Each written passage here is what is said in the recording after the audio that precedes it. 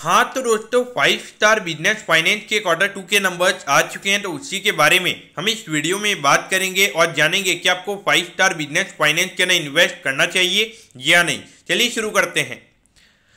तो देखिए, अगर हम यहाँ पे रेवेन्यू के नंबर्स की अगर हम बात करेंगे तो पिछले क्वार्टर के कंपैरिजन में ये नंबर 6% से हमें बढ़ता हुआ नजर आया है और ये नंबर आया है 360 करोड़ पे। लेकिन अगर हम नेट प्रॉफिट के नंबर्स की अगर हम बात करेंगे तो ये नंबर 3% से हमें बढ़ता हुआ नजर आया है और ये नंबर आया है 144 करोड़ पे। तो देखा जाए तो यहाँ पे क्वार्टर ऑन क्वार्टर बेसिस के जो नंबर्स है कंपनी के वो हमें यहाँ पे अच्छे नजर आते हैं।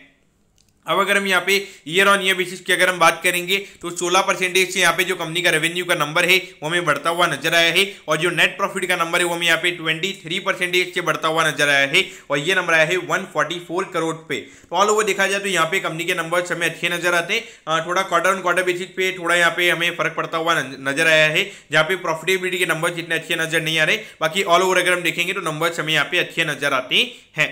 अब अगर हम एसेट क्वालिटी की अगर हम बात करेंगे तो अभी 1.15% पे यहाँ पे ग्रॉस एनपीए का नंबर यहाँ पे कंपनी का आया है और जो नेट एनपीए के नंबर की अगर हम बात करेंगे तो 0.64% के लगभग हमें यहाँ पे नेट एनपीए का नंबर नजर आता है। तो एसेट क्वालिटी भी यहाँ पे कंपनी की काफी अच्छी नजर आती है और 1% के अंडर तो यहाँ पे काफी अच्छी एसेट क्वालिटी मानी जाती है।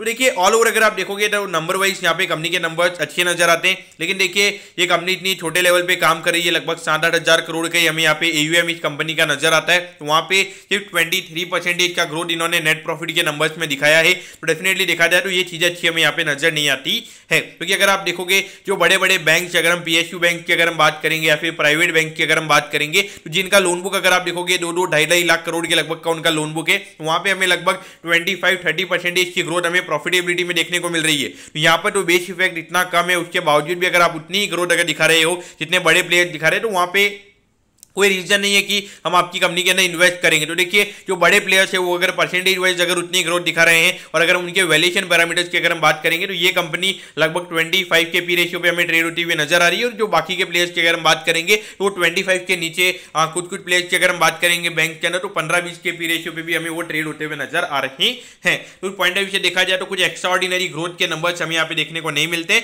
और देखिए मेनली अगर आप देखोगे तो ये जो कंपनी है मेन सिक्योर्ड लैंडिंग के ऊपर ये कंपनी फोकस करती है और वहाँ पे लगभग 15-20% के इंटरेस्ट पे ये कंपनी लोन देने का काम करती है। तो यहाँ पे इतना एग्रेसिवली आप लोन नहीं दे पाओगे। तो यहाँ पे डेफिनेटली देखा जाए तो एक नॉर्मल काइंड ऑफ इन्वेस्टर के लिए स्टॉक हमें नजर आता है। लेकिन अगर आपको कुछ ज्यादा रिटर्न चाहिए यानी कि 20-25% CAGR वाले रिटर्न अगर आपको चाहिए तो मुझे लगता है कि वो यहाँ पे मिलेगा, क्योंकि उसके लिए वहाँ पे कंपनी को थोड़ा रिस्क लेना पड़ता है। यानी कि वहाँ पे एक NBFC की तरह वहाँ पे अनसिक्योर्ड लैंडिंग भी आपको ज्यादा करनी पड़ती है, तब जाके आप वहाँ पे लगभग 25-30% CAGR से अपने लोन बुक को ग्रो कर पाते हो। क्योंकि देखिए सिक्योर लैंडिंग का मार्केट अगर आप देखोगे तो मेनली जो जिसके पास में कोलेटरल ऑलरेडी है तो वो मोस्टली बैंक के पास जाएगा और वहाँ पे वो कम इंटरेस्ट में लोन लेना पसंद करेगा। तो पॉइंट ऑफ व्यू से मुझे यहाँ पे इतना कोई ज्यादा इंटरेस्टिंग ये कंपनी नजर नहीं आई और अभी लगभग 25 के पी रेशियो पे ये कंपनी ट्रेड हो रही है। तो वैल्यूएशन पैरामीटर्स पे भी इतनी सस्ती नहीं है, तो मेरे ख्याल से तो अवॉइड करना ही सही रहेगा। तो दोस्तों मैं होप करता हूँ कि 5 स्टार बिजनेस फाइनेंस के जो Q2 के नंबर्स है वो आपको अच्छे समझ में आ गए होंगे। अगर आपकी कोई भी क्वेरीज है आप कमेंट कीजिए, मैं जरूर आपके कमेंट पर रिप्लाई करूंगा। ओके दोस्तों, thank you, have a nice day.